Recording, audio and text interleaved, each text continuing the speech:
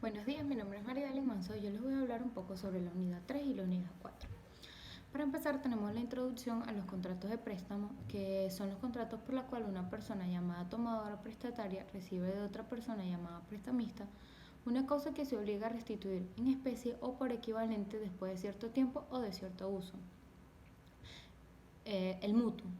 El artículo 1735 del Código Civil venezolano lo define como el contrato por el cual una de las partes entrega a la otra cierta cantidad de cosas con cargo de restituir otras tantas de la misma especie y calidad. Las partes del mutuo. El mutuante, que es la parte que se le obliga a entregar cierta cantidad de cosas. El mutuario es la parte que se obliga a restituir otras tantas de la misma especie y calidad. La obligación del mutuo. Dentro de la clasificación de los contratos, el mutuo es real, el mutuo es un contrato unilateral, el mutuo es por su naturaleza un contrato gratuito, pero puede ser oneroso, como es el caso del préstamo de interés. Produce efectos reales, ya que transfiere el mutuario la propiedad de la cosa dada en préstamo, según el artículo 1736. Las obligaciones del mutuario son obligaciones principales, elementos a la existencia de la validez del mutuo. Primero tenemos el consentimiento, que en esta materia dirige el derecho común y por ser un contrato real se perfecciona con la entrega de la cosa. La capacidad y poder, que es en principio un acto de disposición.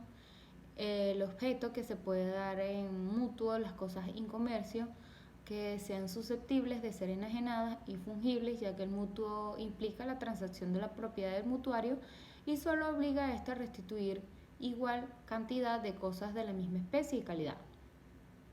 La causa, que la causa debe ser lícita, no contraria a derecho y se ajusta a las normas jurídicas. La legitimación, que el mutuante debe ser propietario de la cosa dada en préstamo, ya que el mutuo es un contrato traslativo de propiedad. La entrega de la cosa, que puede ser un contrato real. El mutuo, para su perfeccionamiento, requiere la entrega de la cosa, y la cual se puede verificar por cualquiera de los modos de hacer la tradición.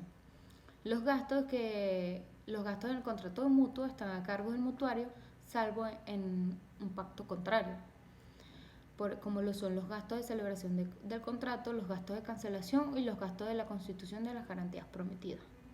El depósito.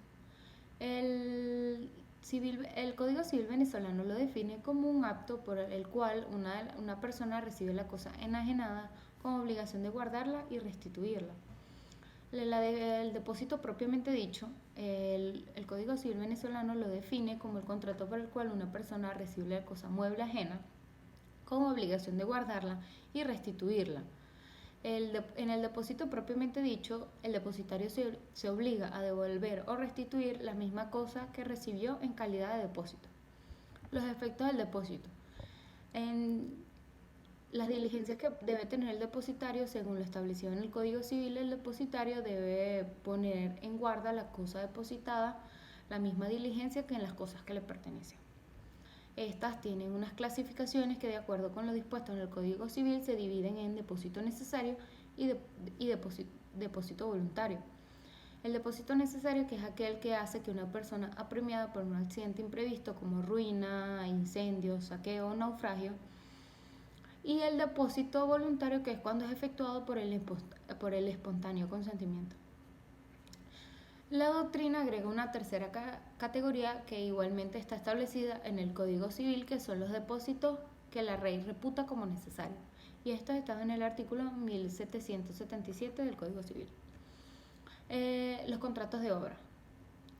El Código Civil, en el artículo 1630, lo define como que es aquel que mediante el cual una parte se compromete a ejecutar determinado trabajo por sí o bajo su dirección mediante el precio que se le obliga a satisfacer.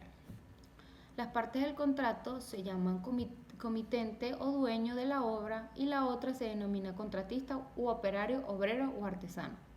El precio. Al precio se le denomina también compensación, honorario o retribución. La naturaleza jurídica es un contrato de prestación de servicios donde no hay subordinación. En la ubicación en la clasificación de los contratos. Es un contrato bilateral, es un contrato a título oneroso, es un contrato consensual, es un contrato en principio meramente obligatorio y se puede producir efectos reales. Es un contrato en principio intuito personae, es un contrato que no necesariamente es de tracto sucesivo, es un contrato que origina obligaciones principales y por último es un contrato conmutativo, pero puede ser aleatorio. Los elementos a la existencia del validez del contrato de obras, que son el consentimiento, que este aspecto lo rige el derecho común, la capacidad y poder, que también está regida por el derecho común de manera exclusiva, y debe advertirse que la dificultad principal estriba en determinar en cada caso si la celebración del contrato constituye a un acto de simple administración o disposición. El objeto y la causa, que aunque de esta manera rige exclusivamente el derecho común, es conveniente destacar algunos aspectos de la obra y el precio. Que en cuanto a la obra se conviene tener presente que puede ser muy variada, puede consistir tanto en un bien como en un servicio, y en cuanto al precio debe aclararse que puede consistir en dinero, en especie o en ambos. El precio es esencial al contrato, de modo que si falta lo que deberá demostrar el interesado es que no existe contrato de obra y no puede confundirse con el pago del precio con la provisión de materiales prevista en el artículo 1631 del Código Civil. El mandato es un contrato por el cual una persona se obliga gratuitamente o mediante un salario a ejecutar uno o más negocios por cuenta de otra que la ha encargado de ello. De acuerdo con esta definición, es esencial al mandato que sea un contrato, que exista un encargo de una de las partes a la otra, que el encargo tenga por objeto la ejecución de uno o más actos jurídicos, que los actos en cuestión vayan a ser ejecutados por cuenta del mandante y, por último, que la otra parte se obligue a ejecutar el cargo.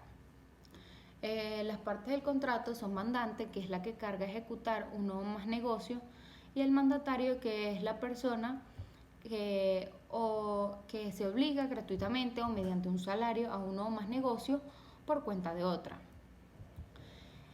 También tenemos las clases de mandato, que por la forma de manifestación de voluntad el mandato puede ser expreso o tácito. Por la extensión de los intereses el mandato puede ser respecto de los cuales versa, puede ser general o especial. Por la forma de señalar los poderes del mandatario el mandato puede ser concebido en términos generales o expreso. Por la forma de señalar los poderes del mandatario el mandato puede ser concebido en términos generales o expreso, por medio de técnico que para su ejecución se confiere el mandatario, puede ser mandato con representación o mandato sin representación. El mandato puede ser gratuito o remunerado. El consentimiento.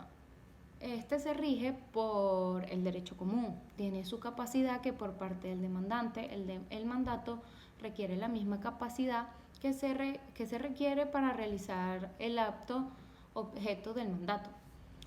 Por parte del mandatario, si el mandato ha sido conferido a un incapaz, este puede representar válidamente al mandante, pero no queda obligado para que con él, sino en los límites dentro de los cuales puede ser obligado como incapaz.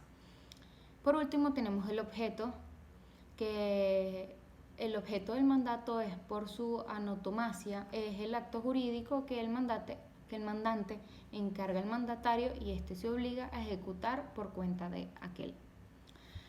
Tenemos la transacción, que el artículo 1713 define la transacción como un contrato por las cuales mediante recíprocas concesiones terminan un litigio pendiente o precaven de un litigio eventual.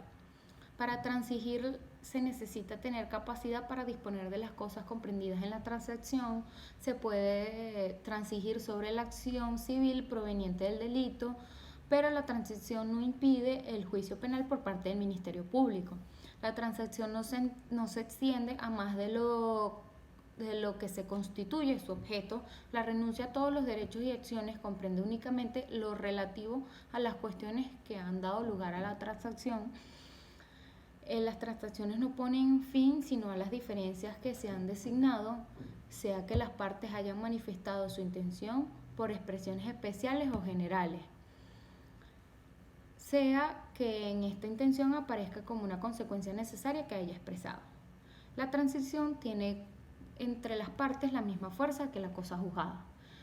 Estos están desde el artículo de 1713 al 1718. Gracias, esto fue toda mi exposición.